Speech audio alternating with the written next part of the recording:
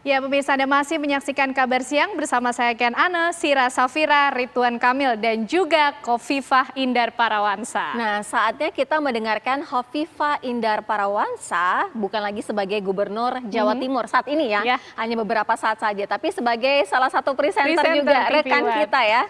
Silakan Khofifah.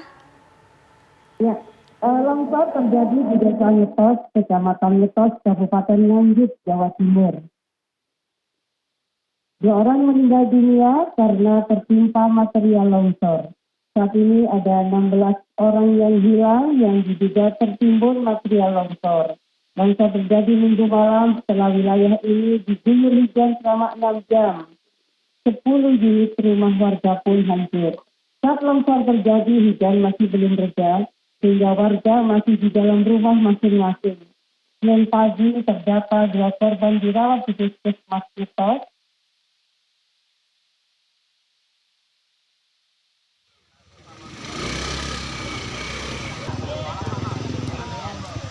Dua orang meninggal dunia karena tertimpa material longsor.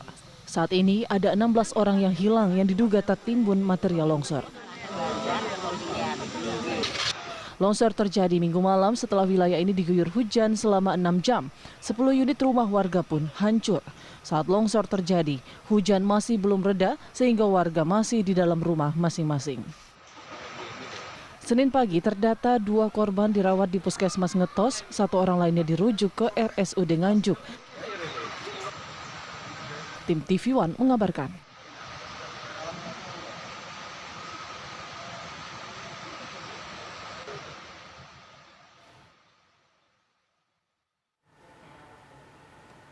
Iya, terima kasih Ibu Khofifah atau rekan Khofifah untuk saat ini ya. Untuk informasinya tadi dari Jawa Timur, masih juga bergabung bersama kita Sira Safira, ada rekan kita Ridwan Kamil. Nah, kalau berbicara soal pengalaman tadi, kalau Kang Emil sudah menceritakan pengalamannya menjadi presenter membacakan berita, bagaimana dengan rekan kita Khofifah Indar Parawansa? Selamat siang, Assalamualaikum Bu Khofifah. Selamat siang Mbak Sira, Mbak Ken. Ya, habis ini tadi nggak ada prompternya ya. Saya mohon maaf karena mungkin tidak seperti. Keren berarti Ibu tanpa prompter sama sekali Ibu Khofifah. Gimana Bu rasanya jadi pembaca berita Bu? Mohon maaf kurang-kurangnya. Mesti belajar dulu deh, briefing dulu ya. Deg-degan nggak Ibu? Kalau deg-degan enggak sih, cuma bacanya enggak seperti Mbak Safira, enggak seperti Mbak Ken. Oke. Ya, Bu Khofifah, Bu Khofifah tadi kan menyampaikan langsung berita soal longsor yang terjadi di Nganjuk ya. Nah, kita persilahkan nih Bu Khofifah langsung untuk melihat kondisi terkini di Nganjuk bersama rekan kami juga ada Bupati Nganjuk di sana. Bu Khofifah, silakan.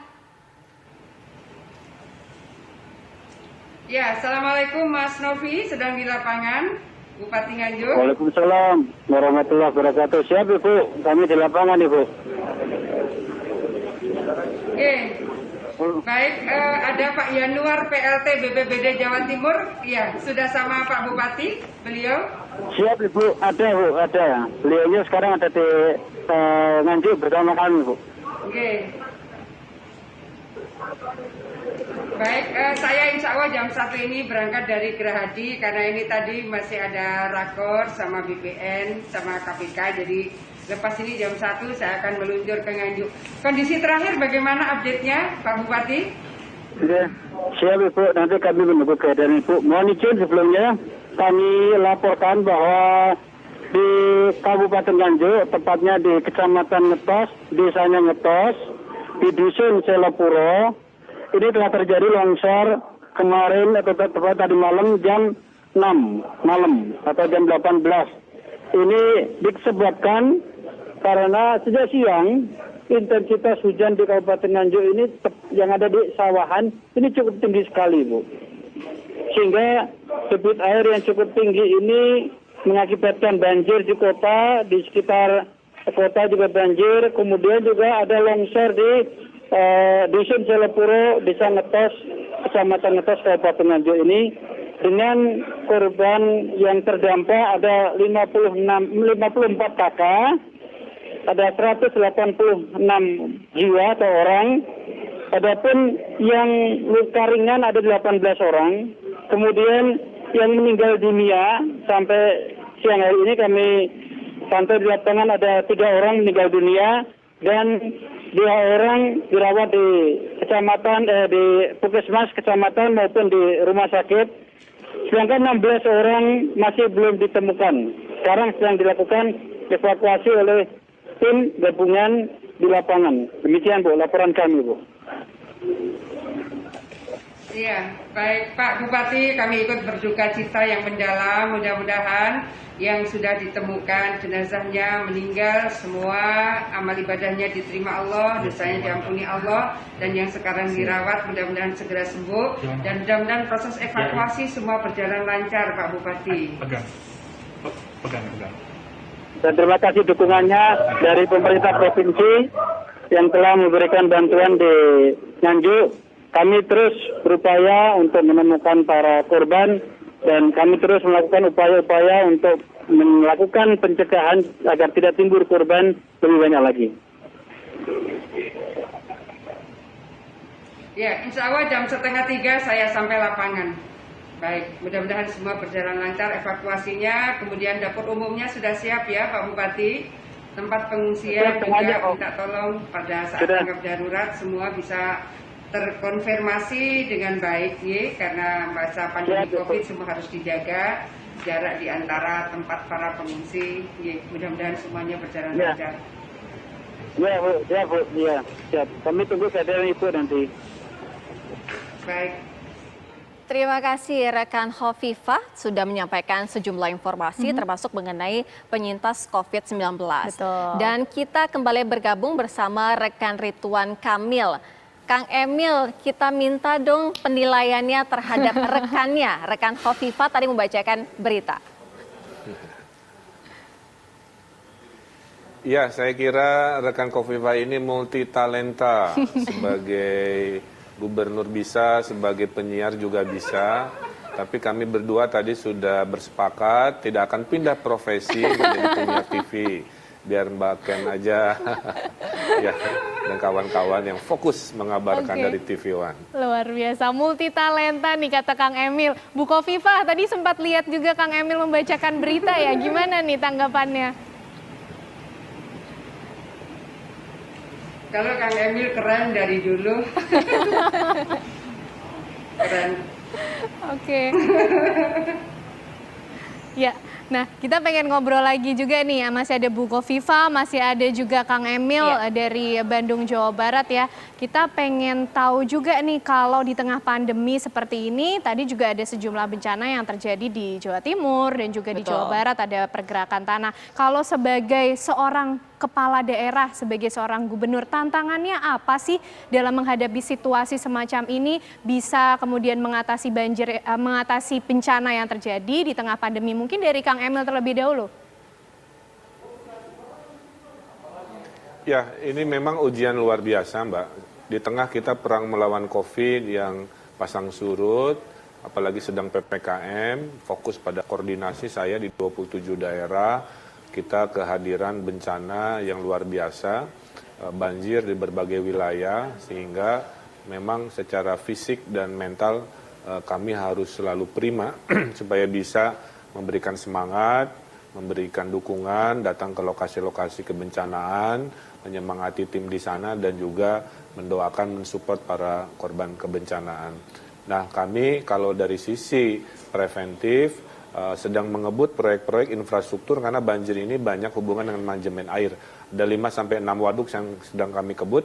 Mudah-mudahan setiap tahun bisa berkurang seiring dengan beresnya waduk-waduk pengendali banjir di Jawa Barat dalam 2-3 tahun ke depan.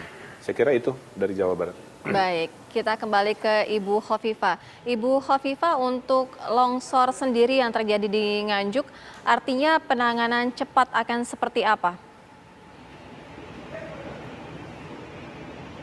Ya, tadi malam saya langsung kirim tim Tagana dari Pemprov, biasa koordinasi dengan kabupaten terdekat di luar dari Nganjuk sendiri. Kemudian tim dari BPBD sudah di lapangan tadi bersama Pak Bupati juga. Jam 1 ini insya Allah saya jalan ke Nganjuk. Jadi memang seperti yang disampaikan Kang Emil, Gubernur Jawa Barat, sekarang ini banyak program yang kita harus maksimalkan di saat yang sama.